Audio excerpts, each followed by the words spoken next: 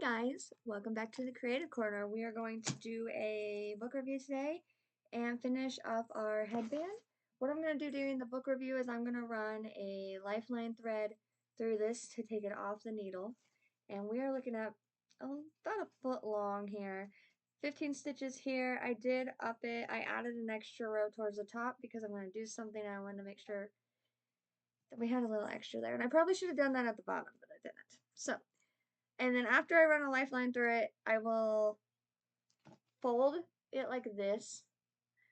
Alright, and then we're going to make the two sides hug each other, and we're going to use a darling stitch to attach them. And hopefully it'll be a twisted headband. So, our book review today is about Lore Olympus Volume 3. I think this will be enough for this. And, I think my rating on this might be wrong. I might have to recalculate it. So, yeah. Anyway, this is a 384 page graphic novel, and it is fantasy, mythology, folk tales, and a reimagining of the Greek stories. Okay, I started this in December on the 29th of 2024, finished it the 1st of January. The themes in here are mythology, friends to lovers, and the aftermath of abuse and sexual assault. So, what's going on in here is a lot has happened in volumes 1 and 2. Okay? Persephone was assaulted by Apollo, but she feels like it was her fault in a way because she feels like she should have tried harder.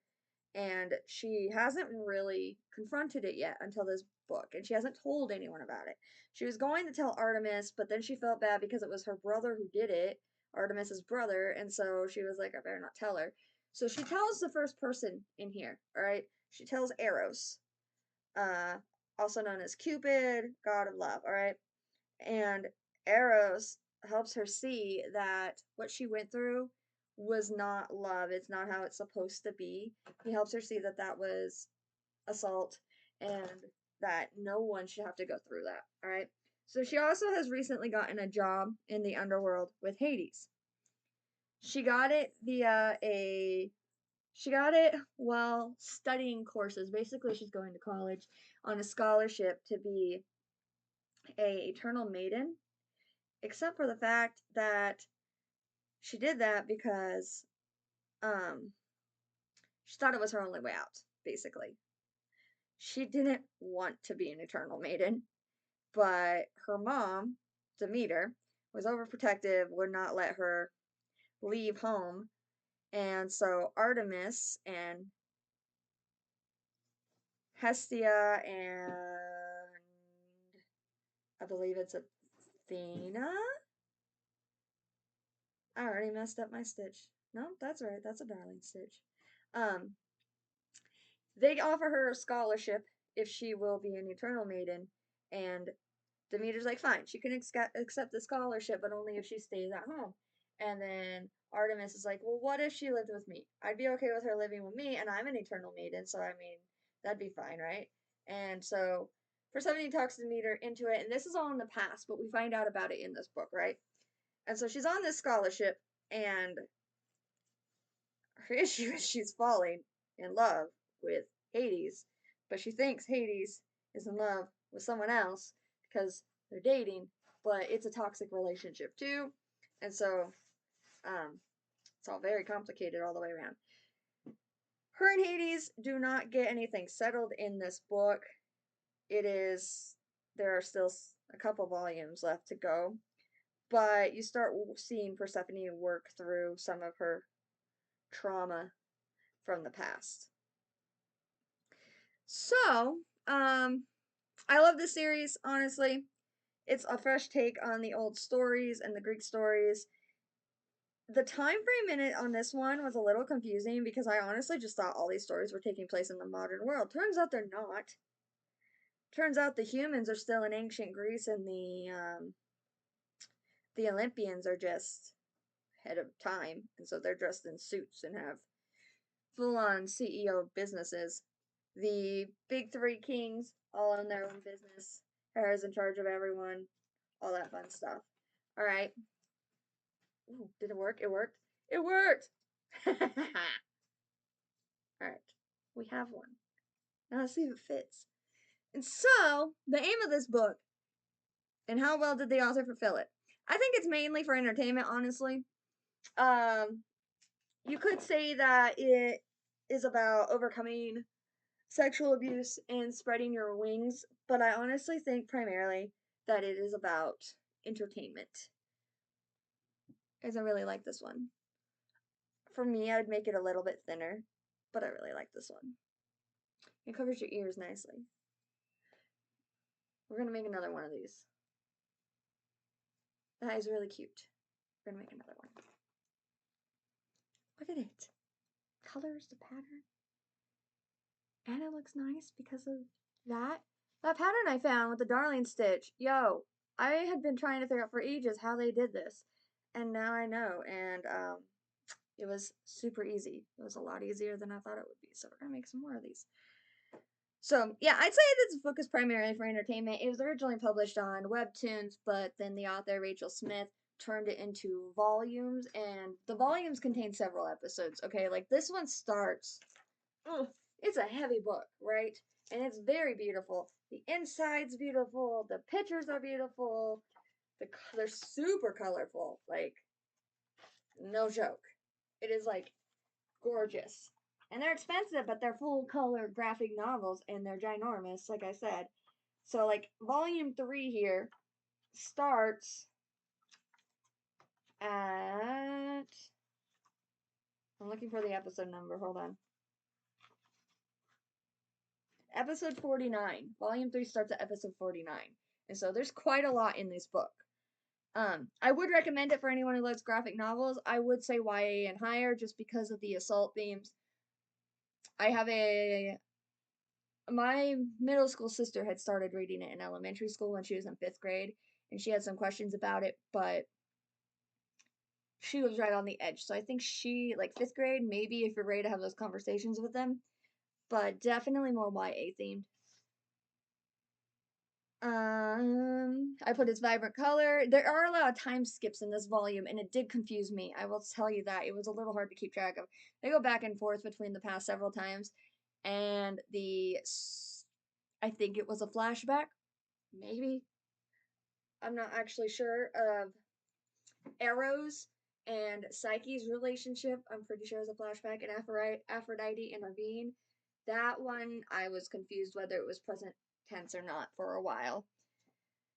Eros and Aphrodite are very present in this book. Aphrodite is actually kind of redeemed in this book. In previous ones, we see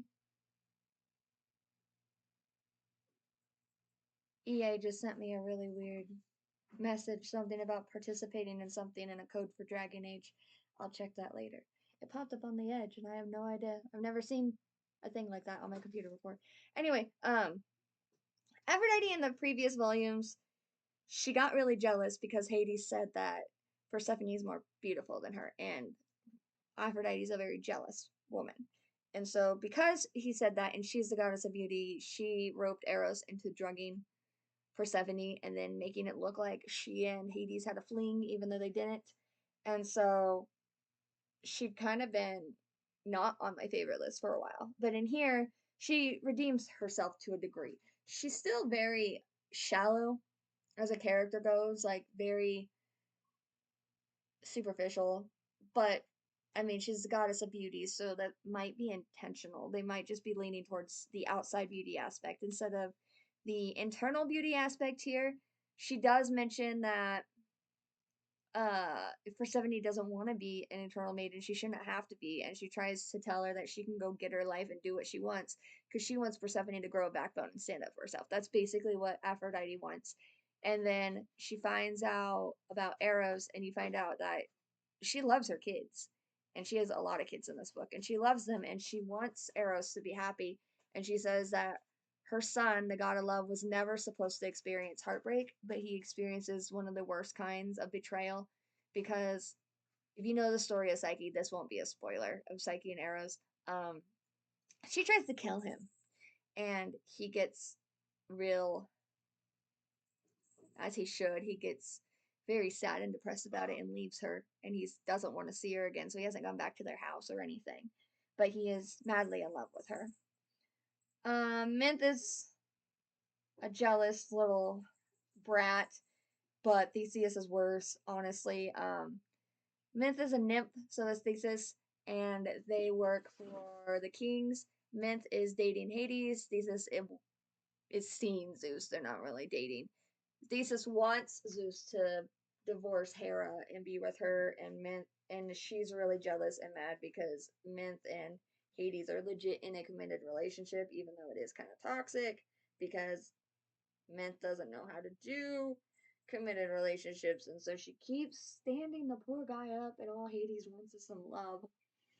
Um, there are no repercussions for Apollo yet.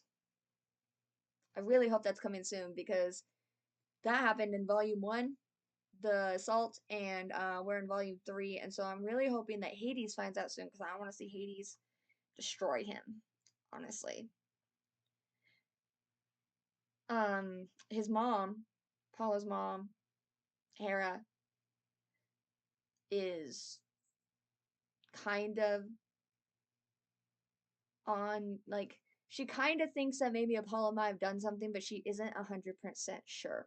Because she had a vision of someone hurting Persephone, and she thinks it was Apollo, but the figure was blurred, and she's not sure who exactly it was.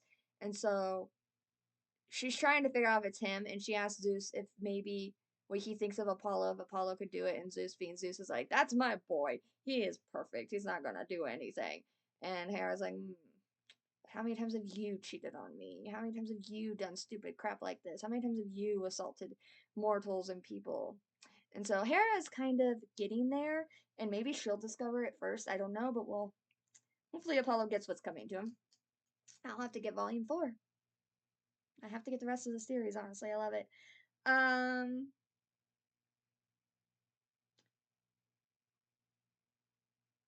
yeah, the story ends with Persephone trying to decide if she's going to tell Artemis what her brother did. This really focuses on the effects that assault has had on Persephone mentally now. Like, she's coming to terms with it, and she's starting to realize she doesn't want to be a maiden, but she wasn't okay with what happened, and she doesn't know if she can be a maiden now because technically, I mean, she isn't a virgin anymore because of Apollo, and it wasn't her fault, but she knows that if anyone found out, it would disqualify her from being one of the Eternal Maidens. And so she's trying to find a way to pay back the scholarship because at this point, she knows she doesn't really want to be one anyway.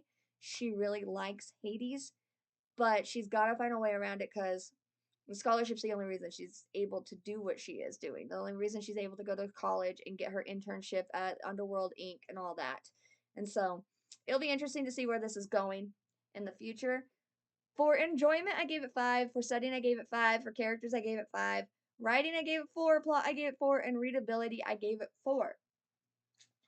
And so, my star rating here says it's like 4.5, but I never do points, so I'm gonna have to. Give me one moment, guys. Watch the creative wall. If something falls down, let me know. I'm back. Well, bam. Alright, let's see here. We have 5 plus 5 plus 5 plus 4 plus 4 plus 4 divided by 6. 4.5 is the actual rating, and so this needs to be bumped up to a 5 because we round up. So, this is a 5-star book read for me, guys, and we will be back another day with another project, probably another headband, and I will probably start it tonight. I'm actually going to add this little bit left that we have on this yarn to my ball of scrap yarn, and then I think the next headband is going to be